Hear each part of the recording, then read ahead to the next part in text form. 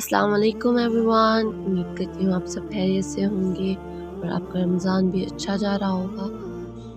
दोस्तों, आज की वीडियो हम स्टार्ट करते हैं और आज का जो हमारा टॉपिक है जिसके बारे में हम बात करेंगे वो है इत्तिकाफ़ के बारे में। इत्तिकाफ़ रमज़ानुल मुबारक के आखिरी अशरे में होता है, यानी 20वें रोज़े की शाम को गुरूब आफ्ताब से शुरू होता है और ईद का चांद नज़र आने पर ख़त्म हो जाता है। ये इत्तिकाफ़ सुन्नत मौक़दा अलीउल काफ़िया है। तो दोस्तों, हदीस के मुताबिक हज़रत अब्दुल्ला बिन अब्बास रज़ी अल्लाह ताला अन्हा से रवायत है कि रसूलुल्लाह सल्लल्लाहु अलैहि वसल्लम ने इत्तिकाफ़ करने वाले के हक़ में ये फ़रमाया कि वो गुनाहों से बचा रहता है और नेकियां उसके लिए जारी की जाती हैं। ऐसी नेकियां जैसी कि आम तौर पर नेकियां करने वाले हर किस्म की नेकियां करते हैं।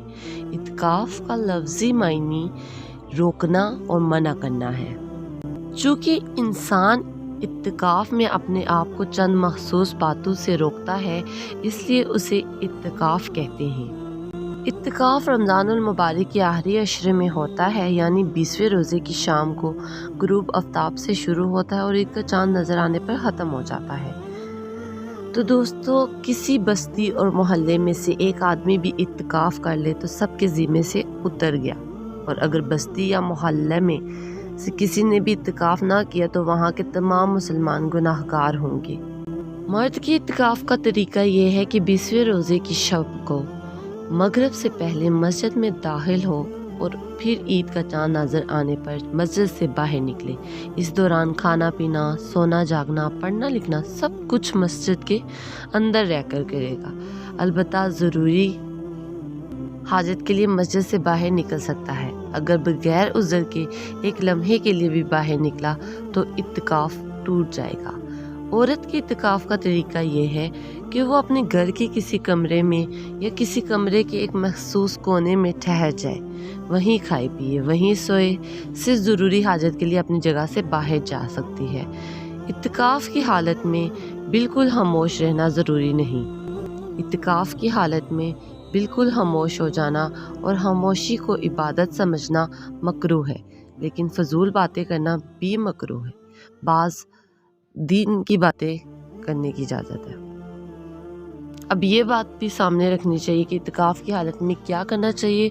तो इसमें आम हजरात के लिए यही मुनासिब है कि वो जो भी नेक काम हो वो करें, मसलन नवाफिल पढ़ें, कुरान करीम की तिलावत करें, दुरूद पाक कसरत से पढ़ें और अच्छी किताबों का मुताला करें।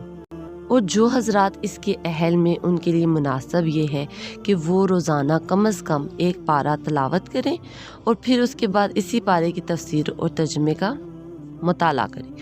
जब हम हुज़ूर करीम सल्लल्लाहु अलैहि वसल्लम के हदीस मुबारक का मुताला करते हैं तो हमें इत्तिकाफ़ के बड़े फ़ज़ाइल मालूम होते हैं, जिससे जहन में इत्तिकाफ़ की अहमियत पैदा होती है। चनाचा हज़रत आयशा सिद्दीक़ा रज़ी अल्लाह ताला अन्हा से रवायत है कि रसूलुल्लाह सल्लल्लाहु अलैहि वसल्लम रमज़ान के आखिरी अशरे में इत्तिकाफ़ फरमाया करते थे। यहाँ तक कि आप सल्लल्लाहु अलैहि वसल्लम ने जब पर्दा फरमाया तो अज़वाज मुताहरात उम्मतुल मोमिनीन इत्तिकाफ़ फरमाती रही। एक और मौका पर इरशाद है, जो शख्स एक दिन भी अल्लाह की रज़ा और खुशनुदी के लिए इत्तिकाफ़ करता है तो अल्लाह उस शख्स के और दोज़ख के दरमियान 3 ऐसी हंदके बराबर दीवार कायम फरमा देते हैं जिन हंदकों का फासला ज़मीन व आसमान के फासले से भी ज़्यादा है। इसी तरह दोस्तों, रसूल सल्लल्लाहु अलैहि वसल्लम ने फरमाया, जो शख्स रमज़ान के आखिरी अशरे में इत्तिकाफ़ करे तो उसे 2 हज और 2 उम्रों के बराबर सवाब मिलेगा। बहुत से ऐसे काम भी हैं जिन इंसान मस्जिद से बाहर करता है तो उसे सवाब मिलता है, लेकिन इत्तिकाफ़ की हालत में वो काम नहीं कर सकता। मसलन ना किसी की इयादत के लिए जा सकता है, ना किसी के जनाजे में शरीक हो सकता है दोस्तों, ना ही किसी की खैर ख्वाही के लिए जा सकता है।